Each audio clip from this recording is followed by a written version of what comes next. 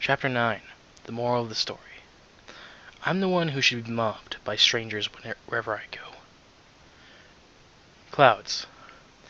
When I first stepped outside into this new world, the world was impossibly big, the sky terrifyingly high. Now the omnipresent clouds, shifting, boiling, darkening with rain, was still another ceiling, gray, like the one in the stable maintenance.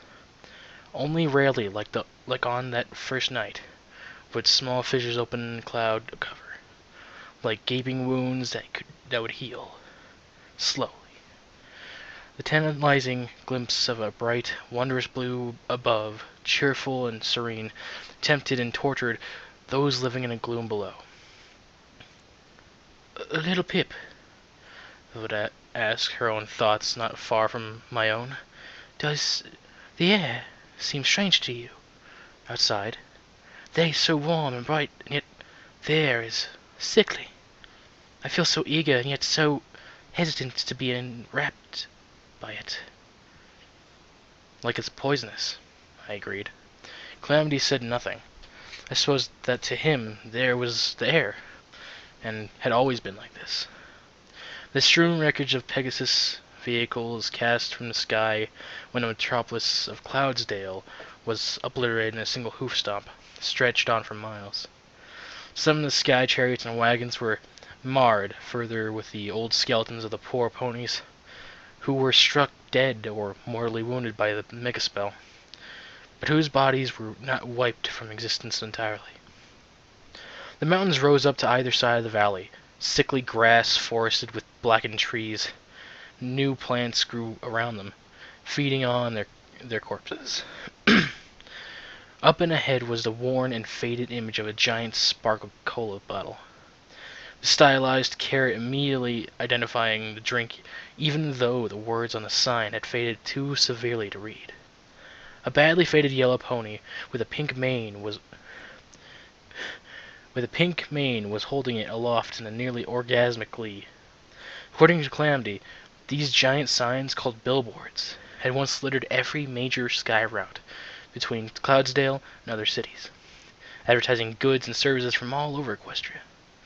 I could spot a second billboard on the opposite side of that valley, perhaps half a mile further down.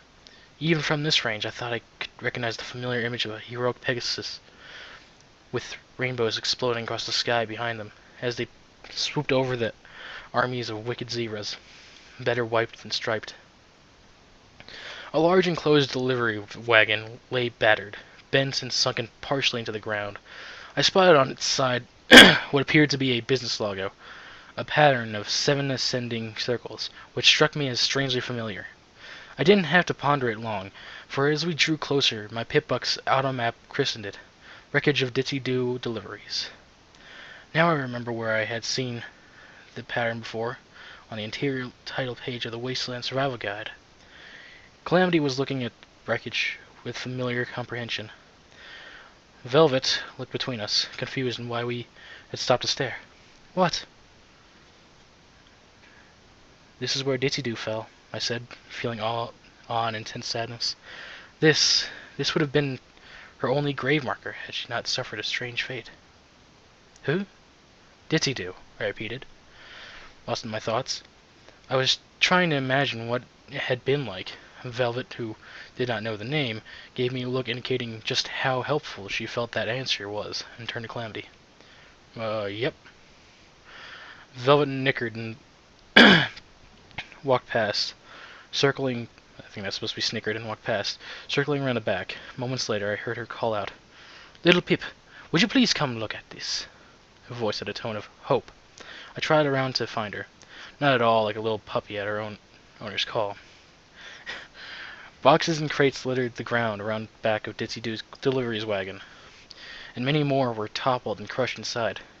Some had been torn open. All had been looted for anything of value, except that was for a safe and a footlocker in the back. It was a latter which had drawn Velvet's excitement because, while identical in make to every other footlocker I had run across, the markings were very distinct. 3 bands of yellow, the center one with a pink butterfly emblem. This one was a medical box, but the colors and symbols were clearly those of a Ministry of Peace. "Sure, no problem," I announced proudly, floating out my screwdriver and bobby pin as I watched Velvet struggling not to prance in anticipation. Turning away, I started on picking the lock on the safe first. I could hear her stomp her hoof and bite, bit my lower lip to stifle a laugh. The safe's lock gave up almost too easily, considering the level of looting. I was surprised that such a weak lock had been such a long-lived deterrent. Was I the only one outside who had developed this skill? I opened the safe. One item inside immediately captured my attention. The entire interior of the safe was filled with a rosy glow emanating with a bottle of luminescent purplish red liquid. Sparkle Cola! Rad! Was an invigorating touch of radiation and a blast of radish flavoring. It's like a buck to the face with radishes. The Sparkle Cola Rad floated out of the safe past me, enveloped in a magical glow by Velvet's horn. Raising the bottle to eye level, she winced at it with a disparaging gaze. "That's insane! How could any pony be so stupid as to think consuming radiation is healthy?" My own levitation abilities had been so overstrained that it actually took effort to snatch the bottle back, but I proudly kept myself from panting. Velvet Remy stared in something approaching horror as she saw me slip the bottle into one of my saddlebags. "You're not actually intending to drink that, are you?" I shrugged. It did sound like it might be tasty, and according to my Pip-Buck, the radiation still present was minor enough to be washed away with the Rat-Away potion later. I turned to the footlocker, prompting Velvet to forget, or at least ignore, the beverage in my saddlebags. This lock was not easy. It selfishly refused to give up its secrets. After the third try, I began to worry that this one was beyond me, and I desperately didn't want Velvet Remedy to see me fail. I had one other option, but I didn't want her to see it either. "This is a tough one. I'm going to need concentration, Velvet. Could you step out?" Considering her warning earlier, I added, "Please?" I could tell she didn't want to, but with ladylike grace she departed. As soon as she was out of sight, I brought up my Pip-Buck's sorting spell and pulled the tin of mint-alls out from where I had hidden it at the bottom of my pack. This wasn't the incredible party time treat I had before, but I didn't need to the locker. Opening the tin, I popped one in my mouth and began to chew. The effect was immediate. It was like a gray film was being washed away from all my senses, like my mind was clearing after having been in a deep fog. I was more alive and aware than ever before. This was not party time, and definitely not as Candylicious, but it was enough to make the damn lock sing to me. Outside I could hear Velvet Remedy's voice. "Calamity, may I ask you something?" Yep. I reckon you can." "Why is it that you are the only Pegasus pony I've seen in Equestrian Wasteland? I was under the impression that Pegasus ponies should be as common as Earth and Unicorn ponies." My eyes perked. The conversation was meant to be private, but so this wasn't eavesdropping exactly, and I had to admit I wanted to know that too. There was a pregnant pause. Then Calamity snickered. "Wow, lady. When you ask a question, you go right for the throat, don't you?" "I'm sorry. I apologize if this is a personal—" No. I shouldn't know. You should know, I guess." I could hear Calamity sigh. My perceptiveness was heightening as to an amazing degree. As I had predicted, the lock was now easy and clicked open in surrender. "You ain't gonna find any other Pegasus ponies. Not unless they're like me." He paused as if speaking about this was physically taxing. "You see, back during the war, a Pegasus pony were Equestrian's greatest fighting force. We were the elites, the best of the best. But after Cloudsdale was hit, well, that was it. Game over. They abandoned the war. Abandoned Equestria, although it's not like either one of them lasted more than a few hours past that anyway. The Pegasus ponies closed up the sky and went into hiding." "Closed up the sky?" Yep. They kicked the Cloudmakers up to full power and locked them like that. Saved their other cities, their families. The zebras couldn't well target what they couldn't see. Not that they didn't try. Got a few lucky hits, but not many. I could hear one of them dig at the ground with a hoof. Ain't been a day that ain't been at least mostly cloudy in Equestria since. Though Remedy gasped, That's horrible. Oh, they keep telling themselves that. And you know, they'll turn them off. Open the sky, come swooping down to save the rest of you. When they're ready. When the time is right. Calamity snickered in clear contempt. Snickered, I don't know. Been telling themselves that for upwards of 200 years now. Truth is, they're too arrogant and lazy to bother. As long as they seem to keep telling themselves that they'll do the right thing eventually, that they can live with themselves. Meanwhile, you lot all dying down here, from slavers and raiders and monsters, and you're making a damn hard effort of saving yourselves without their help. Sounded more to me like the Pegasus ponies were scared. I opened the footlocker and started looking for the items inside. And you? Velvet asked. I didn't find a living with myself so easy as that lot seemed to. Bunch of winged horse apples. Wow, Calamity. So very glad to have you on Equestria's side. But bitter much. A few moments later, Velvet trotted to the back of the delivery wagon. She spared a glance back at Calamity's direction. They noticed I had opened the footlocker. With a pleased sound, she virtually danced over the debris to reach me. Inside, numerous scrolls ruined with a bottle of something had shattered. And the glass shards of said bottle, a framed picture of a bunny rabbit. Small crystal orb sealed in a clear bag. Property of the mystery piece. Restricted, viewing only. Unauthorized viewers will be prosecuted. And a book, Supernaturals.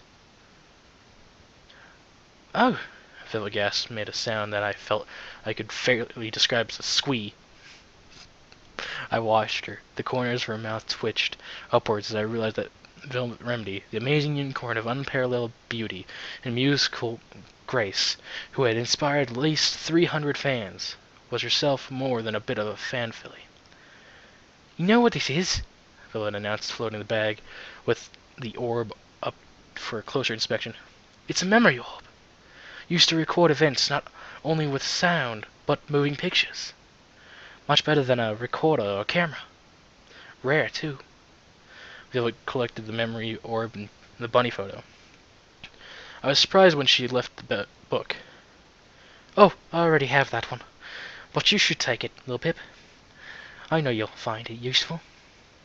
Something in her expression made me think there was a joke here, at my expense. Still, I wasn't one to turn down a book, especially if it was one Velvet Remedy suggested. I just finished sliding the book into my saddlebags when my eyes' forward sparkle compass exploded with red. I froze. Crap! That's a lot of enemies. In my mind, I knew the slavers had found us again. From the looks of things, they had brought an army. Little Pip, what is it? Anxious, I whispered, Go get Calamity. Quietly. Please. I turned slowly in place. There was a gap in the red. We weren't entirely surrounded. Trouble. More than we could handle. Velvet immediately tensed, nodded nervously, and trotted out as quickly and quietly as she could, only knocking over one crate along the way. We both winced as she reached the back end of the wagon. She stopped, aghast. Zombie ponies? What? Not slavers. I moved up next to her. I was already forming how I was going to explain to her about ghouls, but the words died on my lips as I took in the blank, hungry stares and shambling, grotesque movements of the approaching herd. These did not look like ghouls. These looked like zombie ponies. I remember the warning. You're getting in the wrong places. You'll find yourself hunted by whole packs of cannibal ghoul ponies gone zombie. Moving closer to Calamity, I whispered, Follow me. We watched them shuffle a foot nearer. The closest zombie pony broke into a slavering charge. Run! We ran. Ran like we were being chased by a mindless horde of monsters intent on eating us alive, because we were. The zombie ponies exploded into action, joining the hunt. Our flesh, the prize they were after. Many launched into the air and flew towards us. I tried to tell them I could grab a downed sky chariot as we raced past, but the glow around my horns sparked and died. I had no telekinetic tricks to save us. Bell Remedy shrieked as the zombie pony dove from the sky. She ducked, the creature overshooting her and crashing into a tree. I leapt over the body and kept going, my side beginning to hurt. That hurt swiftly grew into burning coals, buried in my side, bringing tears to my eyes and threatening to sap my strength. 2 more zombie ponies died towards us. Calamity, wide-eyed in fear, suddenly scowled and spat out, "Ah, screw these!" He skidded to a halt, rearing around and opening fire. The shot ripped the featherless wings off one of the zombies, causing it to lurch into the other. The 2 tumbled out of the sky in a spin, splashing gorily into a half-buried metal skeleton of a huge wagon designed to carry smaller wagons. Ahead, the rusted hulk of a long passenger chariot rose out of the ground like a barricade, launching himself into the air. A barricade. Launching himself into the air, Calamity yelled for us to go around it and keep running. "Don't slow down! Not for an instant!" he cried out as he dodged another flying zombie pony, kicking his saddle to reload. Velvet was pulling well ahead of me, my shorter legs and my burning side threatening to spell out a most horrific death for me. Velvet tore around the side of a passenger wagon and disappeared behind it. I could hear the herd right at my tail, hooves thundering over the ground in a hungry stampede, foul breath hitting my mane. I couldn't make the turn. They'd be on me if I tried. Hoping that my small size could come to my aid for once, I instead leapt for one of the shattered, gaping windows. My body, saddlebags and all, sailed cleanly through the opening. I hit one of the benches inside and jumped for the opposite window without breaking speed. Jagged shards of glass cut up my neck and legs, slashing against my armor before snapping away at my saddlebags as my saddlebags hit them. I was out again and almost clear when the strap of my sniper rifle caught on a piece of jagged metal and I was jerked to a halt, swinging back into the wagon's side with a jarring thud. I was caught. I tried to pull away, but my hooves barely brushed the ground. I could hear the hoofbeats of the multitude of zombie ponies as they reached the long body of the wagon. The herd splitting to go and around either side. I twisted about trying to bite the strap loose before they were on top of me. Somewhere above I heard Calamity taking shots. I heard the metal of the wagon dent and puncture, his hits for once not striking the enemy. Panic flared through me. If the zombie ponies didn't get me, one of Calamity's wild shots might. Terribly, I realized how preferable a fate that would be, and I prayed that Celestia would grant him the wisdom and mercy to shoot me if they started eating me. With a final strong bite, the strap broke and I fell free. Instinctively, I grasped the sniper rifle in my teeth, realizing only later how foolish a waste of precious second that was. I ran as hard as my screaming legs and side would let me go. The zombie herd was already coming around the passenger wagons and closing on me. Their hooves brutalized the discolored grass beneath, even more swooped over it with an ease that made my shortcut laughable. My clear mind and heightened perceptions had become a horror. I could feel the ground tremble beneath me. I could calculate how swiftly they would be gnawing on my hide. I could make out a strange, faint pop, even through the rumble of the herd.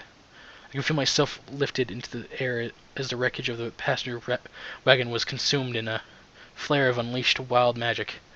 I could see the pulsing cascade of colors cast straight in shadows as swirling magical energies erupted through the air.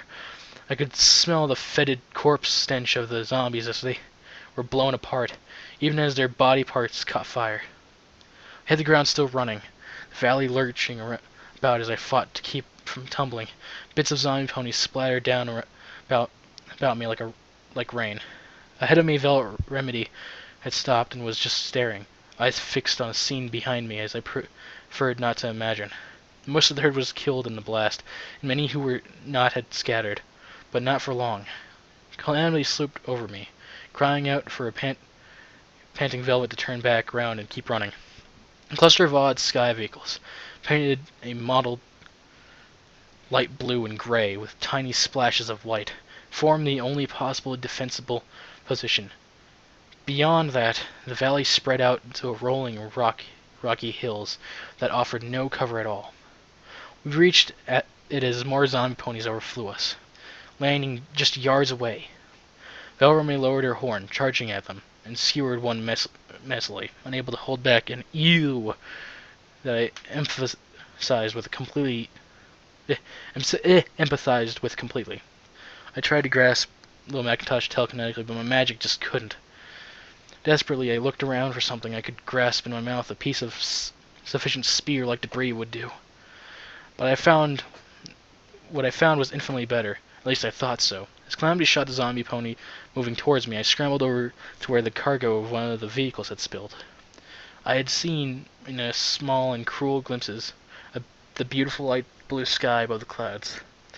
My mental, clear mind quickly realized the paint on these strange sky chariots would have once served as camouflage, a Pegasus military convoy. A Pegasus military convoy. And praise Celestia, one of the things they had been transporting was turrets. I was trained to reprogram the spell matrix of a Pip-Buck. Tweaking a turret to run off my Pip-Buck's definitions of friend and foe was comparatively easy, especially right now. Little Pip, you sure you know what you're doing? Calamity asked, sparing me a glance as he landed between me and more zombie ponies, firing again. I was all grins. You betcha. Celestia watch you and keep you safe as you travel down the path you choose. May Luna be with you and keep you strong, so your courage you will never lose. Remain loyal, honest, and brave. Forget not the ones that you save, and in our hearts you will do no wrong. Bell Remedy's tune wove between humming and lyrics, the latter in a state of constant flux. For me, watching my idol actually crafting a song was amazing. Calamity didn't complain. He too found her music to be uplifting in the bleakness of the wasteland. Although his occasional eye-rolling suggested he wished that she would stick with one set of lyrics rather than seeking perfection. It had been several hours since the zombies in the valley were safely behind us. A darker gray began to seep into the sky again. Not a storm, Calamity said with some encouragement, just the approaching of nightfall. If I ever meet the Pegasus pony, I thought, I'll have to thank them for making the Equestrian wasteland so depressing. Somehow, it was worse than the drab monotony of the stable too, because I never believed the stable could do better. Although, that could have been the post-mental depression talking. Oh my! Yes, as we crested a rolling hill and saw it. An absolute gigantic billboard, far taller than any of the buildings I'd seen, loomed just beyond the next hill. The image, amazingly unfaded, yet marred with the grim and water damage of centuries, was nothing but the giant face of an almost unbearable pink pony with a mane that age had turned into a candy cane. She was smiling. Her eyes seemed to follow us. I'd seen this before from the train. Even now, recognizable in this light and at this distance as a billboard, it, merciful Celestia, still gave me a nervous chill. I stared as I walked closer, trying to imagine it before so many decades had taken their toll, before it had been repeatedly peppered by wind-blown dust and ash, streaked by rivulets of rain, back when its placement would have been clearly playful, set behind the rays of the hill so it looked like the pony was playing peekaboo with the whole damn countryside, back when it wasn't so Lona damn fucking creepy. I tried to shake off the feeling with a shudder and turning away from the massive billboard and found myself staring at a sneaky sprite bot. Hello, little Pip. I would have been in the next country if Calamity didn't bite my fleeing tail. He held me while I ran in place until the panic left me. By that time, Watcher had wisely floated out of hoof's reach. You are so lucky I can't telekinetically hurl rocks at you right now. Belverme looked like she'd help me. Calamity was glaring distressfully at the sprite bot, wings out, legs spread in defensive stance. Little Pip? As I wanted to know at the moment was, Watcher, are they safe? Sprite Bot bobbed. Yes, wagons are on the way. Although Dixie might now be under the impression that you can hack Sprite bots and send messages through them. Sorry about that. Little Pip, Calamity would have been growling if he could. I don't trust that thing. So the Watcher had found a way to relay the message without alerting the ponyfolk of New Appaloosa. So that Watcher was able to do. At Calamity's words, I realized I really didn't trust Watcher either. And now that I knew the ponies we fought and nearly died to rescue were safe, or soon would be, quite a few more questions tumbled into my mind. First and foremost being, you sent me into that raider pit knowing full well that what and who I would find in there, didn't you? Calamity broke off, staring at the strangely behaving bot, looking to me. I had never told him why I had gone into the Ponyville library. They needed help. You could have told me the truth, I scowled. Hey! I didn't exactly know you now, did I? You seem like a good pony who would do the right thing once you saw it for yourself, but now I felt like growling. You lied to me! No! If it was possible for a toneless mechanical voice to sound heated, it would have. I told you that I didn't mean you harm, and I didn't. I told you that you would find something you needed to survive in there. The Sprite Bot flew close. And I'd say you found more valuable things in there than just a book, wouldn't you agree? Damn it, Watcher was right. I found Ditzy who was an acquaintance I valued far more than the guide she wrote, which I held in fairly high regard. Spinning a metal web, I could make an argument that my friendship with Calamity arose out of what happened there, possibly although less firmly.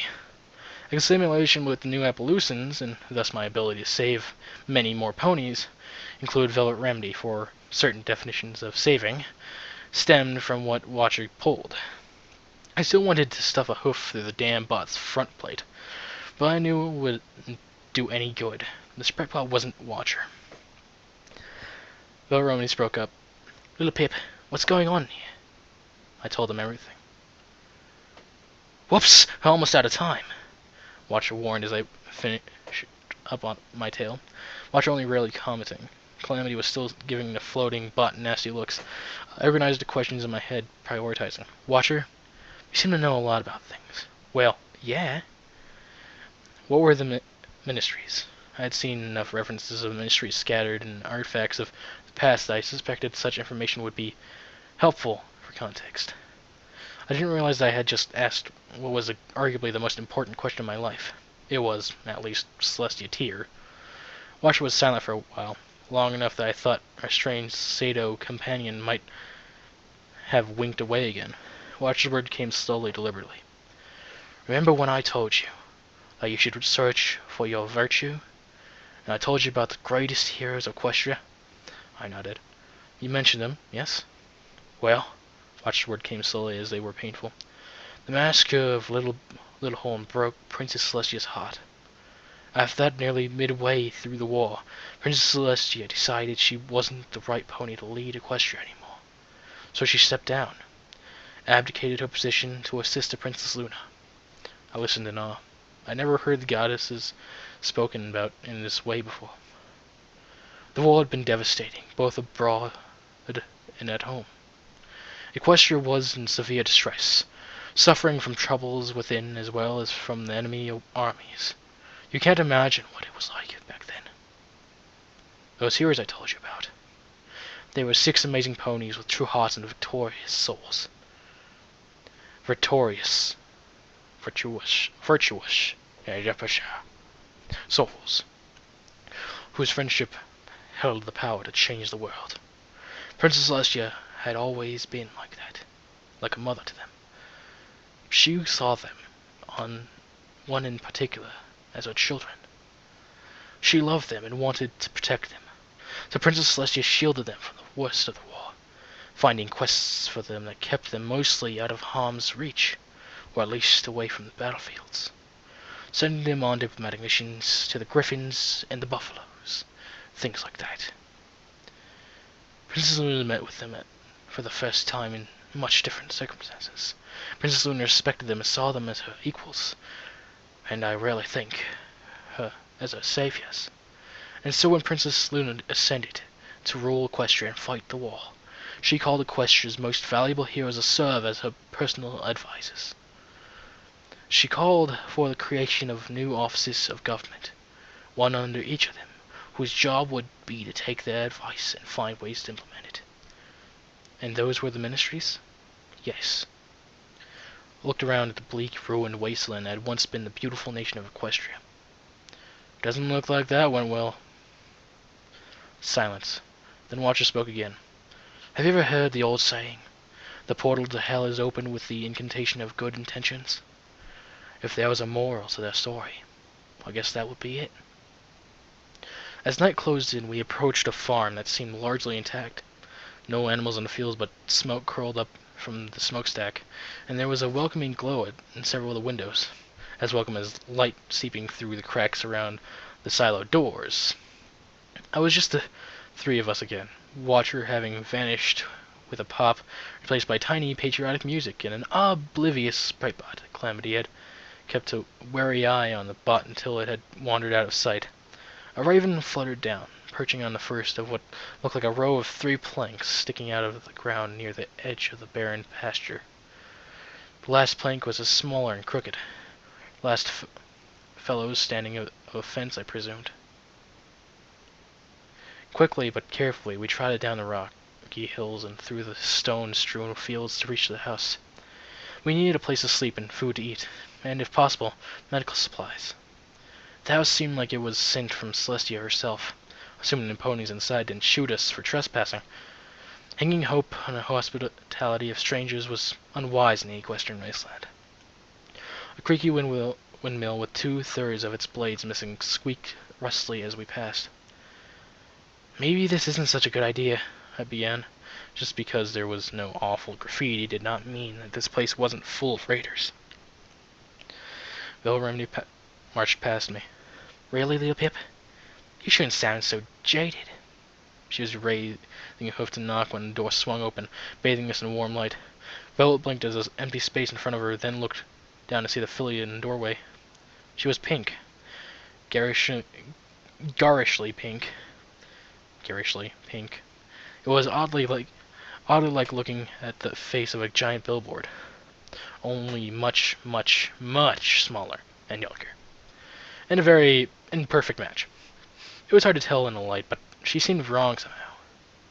My eyes first lighted on a rough scar on her head, like she'd recently fallen head first, possibly at very high speed, and scraped herself up rather badly. The first guess that popped in my head was that she had jumped off the roof of her barn, trying to fly. My eyes moved to her sides, looking for wings, but she was indeed an earth pony. Then my eyes caught her bare flank. She was young, but not that young. She stood less than a head shorter than me. I knew what it was like to strive for a cutie mark that wouldn't come. My heart went out to her. She had waited longer for hers than even I had, and was still... Wait. The wrongness snapped into focus. If I'd still been on mentals, I would have realized it immediately. Her coat wasn't actually her coat. She'd painted herself pink. I looked at Calamity and Velvet Remedy. From their expressions, I had seen it too, and it didn't sit very well with them. Hello, dear, Velvet began. Is your mother... Oh my gosh! The filly jumped up, squealing in delight. Then, just as quickly, she brought a hoof to her mouth, gasping as if in horror. Oh no! You're too late! I waited for you all day, but now we're closed. Tears welled up in her eyes. Velvet Remedy took a step back. Oh dear. I'm so sorry, young one, but we're not... The look of horror dissipated instantly, replaced with a wide grin. Of course you are! As if we were closed. As if we ever close. Oh. She giggled exuberantly. She ran out of the house, dashing past us, then spun with a suddenly somber expression. You really should hurry, though. Nasty things haunt these fields at night. With the ominous proclamation, she squealed with glee and ran towards the silo. We looked at each other. I was confused. Calamity simply shrugged and started trotting after the young pink girl. As we reached the silo, Velvet called out, I'm sorry, sweetie, but we didn't get your name. Oh! The pink filly jumped. Of course. Sorry. I'm just so excited. You're the first visitors I had in the museum in, oh, ages! Giggling again. Oh, I'm Pinky Bell. Museum? I asked, raising an eyebrow. Pinky Bell braced herself and pushed open the silo door. The inside of the silo looked like a party had exploded inside it. Not in a good way, more like a party had ingested a grenade and the room was now splattered with party gore and party entrails. Welcome to the Pinkie Pie Museum! The girl was practically bouncing. This here is a #1 museum of all things Pinkie Pie in all of Equestria.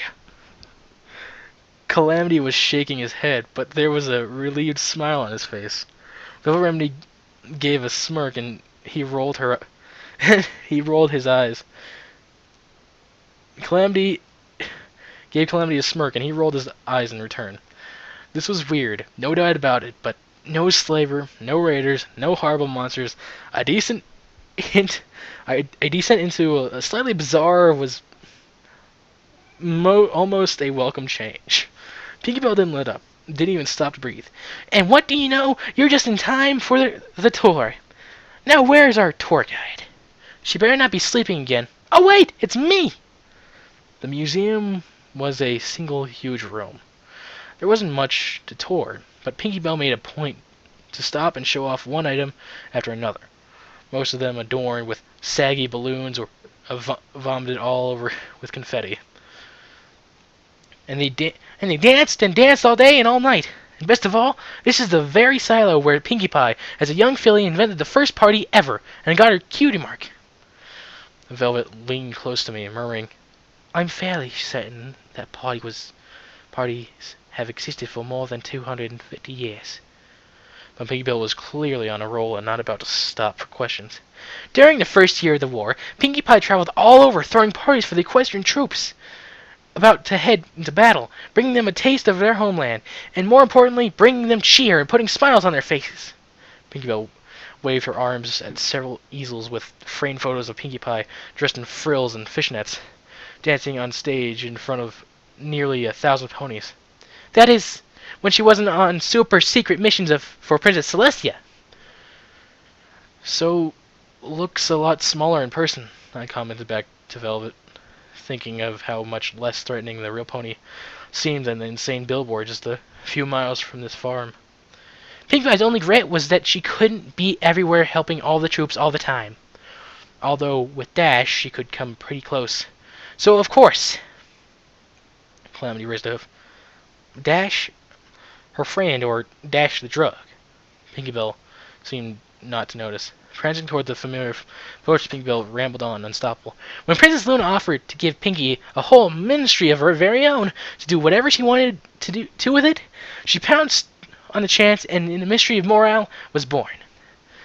It was the Pinkie Pie is watching you forever poster, this one intact. The elderly pink mare was smiling mischievously as if she just played a wonderful prank, and with the whole face visible. I swore I caught a curious look in her eyes. I no longer felt guilty with the poster staring at me now. I felt uncomfortably exposed. A practiced twirl took Pinkie Bell to a table covered in a chemistry set and several samples. Pinkie Pie was always really great at cooking things, and when Princess Luna, Boo, declared that the drugs that were flooding Equestria from zebra lands were harmful to the people, Pinkie Pie decided to prove that they could be good. A fun addition to any party. Working day and night, Pinkie Pie concocted a mixture of menthols and some of her favorite things, creating dun dun dun party time menthols. Pinkie Bell lifted up a tin, showing them off. I wanted that tin. Pinkie Bell set it down next to the chemistry set and continued on. I lost track of the monologue because my mind insisted that I needed to be absolute sure I remembered where that tin was. By the time of Ministry, Morale had transformed Pinkie Pie into an iconic figure who transcended the boundaries of one pony to become a mystical figure that easily stood alongside Princess Celestia and Princess Luna themselves. Okay, that was just wrong. Little colts and fillies knew that Pinkie Pie was always watching them. She saw everything they ever did, and if they were good little colts and fillies who were nice and friendly, who did their chores and smiled and laughed and never spread seditious lies. Then on their birthdays, Pinkie would bring them a wonderful party. Pinkie Bell waved a hoof in warning. But if they were bad little colds and fillies, Pinkie Pie would bring them a rock. What the? I looked at Velvet Remedy in disbelief. Meanwhile, Pinkie Bell had stopped. Her eyes went wide and she sucked in a huge breath and waited. 1 second, 2, 3, 4. Finally, Pinkie Bell let out the breath with a disappointed sigh. I'm sorry. I thought I felt an impromptu musical number coming on. Velvet Remedy studiously looked elsewhere. Anyway, what was I saying? Oh yeah, how Pinkie Pie brings parties. Velvet turned back to the little filly, a little startled. Brings? Dear, you do know that Pinkie Pie is dead, don't you? Pinkie Bell didn't miss a beat. Oh, she's physically dead, but her spirit lives on inside us all. I watched Velvet Remedy's eyebrows raise, and then she snickered, seeming to accept that on a level I just couldn't. While I faced her, Velvet leaned close to Calamity and whispered, I think Pinkie Pie's spirit has a stalker. I managed to miss most of the rest of the tour because I was trying to come up with a way to talk Pinkie Bell into parting with what was probably a prized part of her collection. But I was snapped back when Pinkie Bell announced that she had something to ask of us. A proposal. It turns out I have the only copy of the recipe for party time Mentos. Okay, I knew that wasn't true. Calamity's friend also had it, but it might be the fastest, easiest way to get it for myself. And why stress over asking for a single tin when I could get the damned recipe? And I'd be willing to share it with you if you can bring me the one piece of my Pinkie Pie's museum collection that I am missing. A limited edition Pinkie Pie magical statuette. Bring it here, and I'll throw the party to end of all parties. I shouldn't have made fun, Velvet Remedy was saying as she trotted nervously about the cramped upstairs bedroom that Pinkie Bell had absolutely insisted we stay in for the night.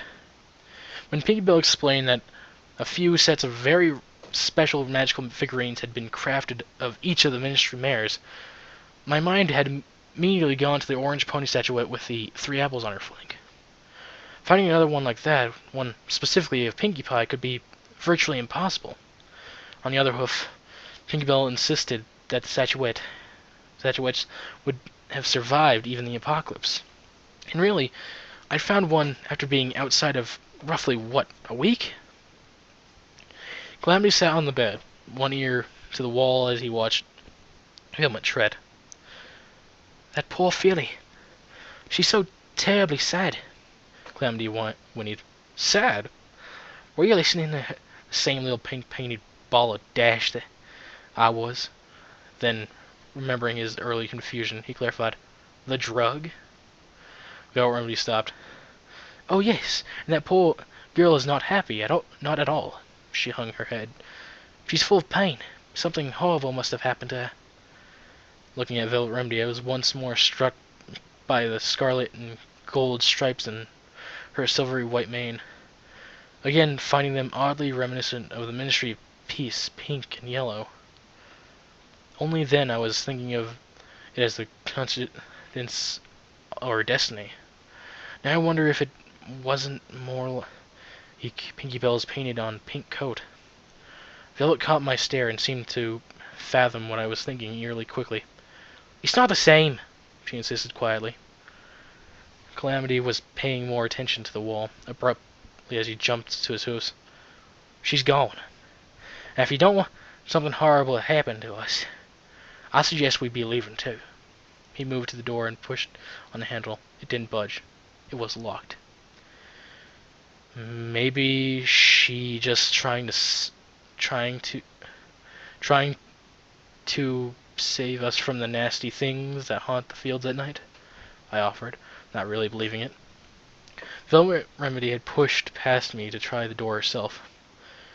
Now she whinnied. Doesn't matter. We're leaving. I will not be locked in a cage. Calamity had moved to the window and was looking down at the farm below. I reared up, putting my hooves on a ledge and peering out through the glass.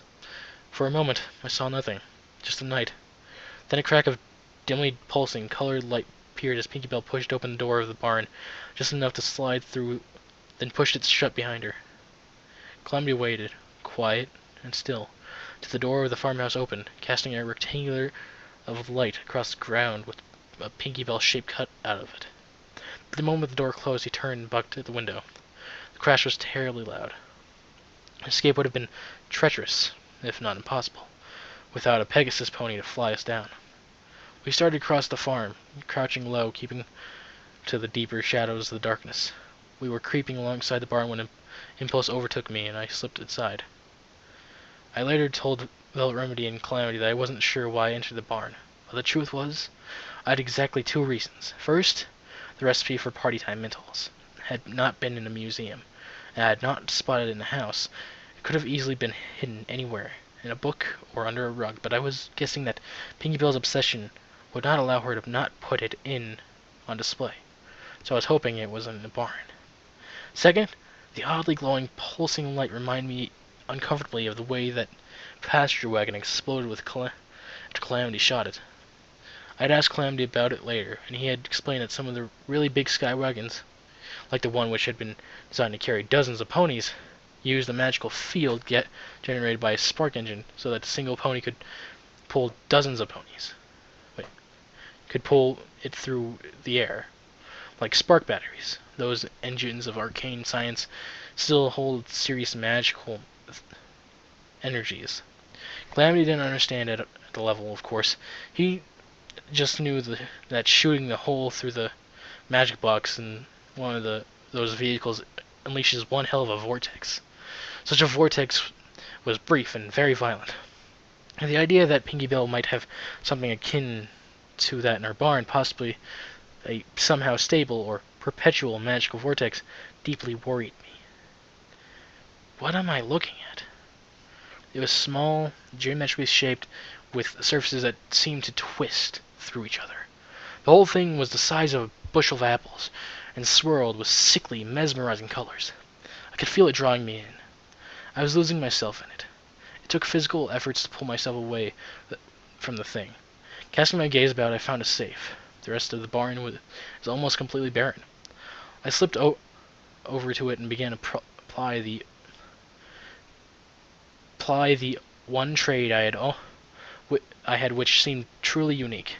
The safe popped open with a whisper. Inside was my prize, the party time menthol recipe. But it wasn't mine. I scavenged, I looted the slavers and raiders, but it was a stealing from some poor young earth pony, not yet a mare. But the party time mentals, and really, all I had to do was take it long enough to copy it onto my pip-buck. I'd put it right back, and that wouldn't really be stealing, right? Except Pinky Bell was offering it as a reward for helping her with something, and that made it feel like stealing, like I was taking a reward I hadn't earned. I sat, staring into the safe for I don't know how long. Finally, I focused my levitation magics. I picked up the one other item in a safe, a recorder with a single imprint message. I copied it to my pip-buck, started it. I didn't recognize the voice, but she sounded young, at least as young as Pinky Bell was now. Petrie! The raiders came back yesterday. They didn't take kindly to Daddy running them off last week with his shotgun, so this time they came in force. Mama made us hide in the upstairs bedroom and cast a spell over us to keep us from being seen. She made us promise to be quiet and still, but Silverbell, my little sister, had always been able to make beautiful music, like the tinkling of dozens of magical bells. We all adored it. But Silverbell, sometimes when she's frightened or worried, the spell happens all on its own. She didn't mean to. It was an accident. The raiders killed Mama and Daddy. They killed them really slow and brutal. And they made us watch. It was... I buried them out by the end of the east field. Put up a couple planks as tombstones. I hate that. They won't last long, but I can't carve their names into rocks. And Mama and Daddy deserve to have their names over their graves. Silverbell has nightmares every night. Honestly, I do most nights too. And during the days, she just curls up silent-like, never crying, never smiling. I can't even get her to eat. I don't know what to do.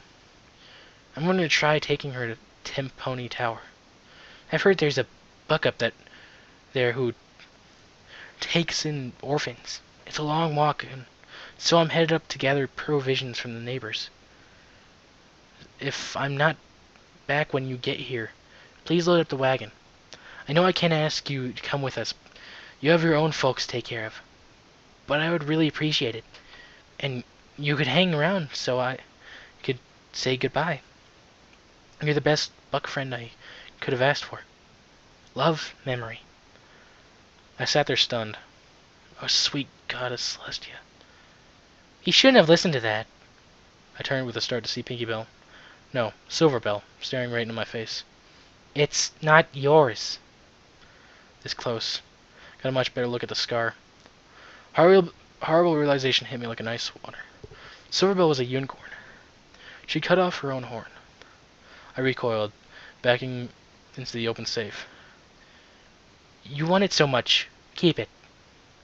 Pinky Silver Bell reached out to swing the safe closed on me. From behind her, Velvet Remedy's voice broke the air. You're not like Pinkie Pie. Pinky Silver Bell froze, then slowly turned away from me. Still she blocked the front of the safe, and I somehow couldn't bring myself to barge through her to get out. You're nothing like Pinkie Pie. Velvet Remedy spoke slowly, calmly. Her voice wasn't accusing, and it was mostly sad. You are, if anything, the opposite of Pinkie Pie. I watched the filly in front of me shake. Emotions seemed to rush through her as if they didn't want to stay or were eager to get out of the way so the next emotion could take hold. You don't bring happiness when I look at you. All I feel is sad. Velvet continued, her voice giving gentleness to her words. If Pinkie Pie were to meet you, she wouldn't throw a party. Yes, she would! Velvet paused only a moment. Maybe she would. But she wouldn't throw a party because she wanted to have fun with you. She would throw a party because she wanted to help you. Because you would make her very sad. What do you know? I know that laughter, real laughter, isn't forced. It isn't something you paint on to hide how you are truly feeling. Velvet Remedy walked slowly towards the filly, who was trapped between flying into a rage and breaking down in tears.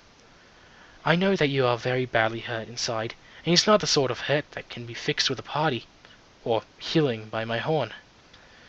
By the time Velvet Remedy had reached the filly, Pink Silver Bell was shaking badly. What happened to your parents wasn't your fault. What happened to your sister wasn't your fault. To her sister. Suddenly I remembered the 3 planks on the field. The last one crooked, like it was planted by someone smaller and younger, who didn't manage so well. I thought of an older sister named Memory, trotting out alone towards the nearest neighbors, another farm, probably a dozen miles away, through territory being savaged by raiders. My heart broke. Yes, it was! And with that, Silver Bell collapsed into wretched sobs. Velvet Remedy was there to wrap her head and leg around the filly, giving her a mane to cry into. Footnote. Level up. New perk. Mathrath. You're able to optimize your Pipluck's targeting spell logics, sats, to now 20% cooler.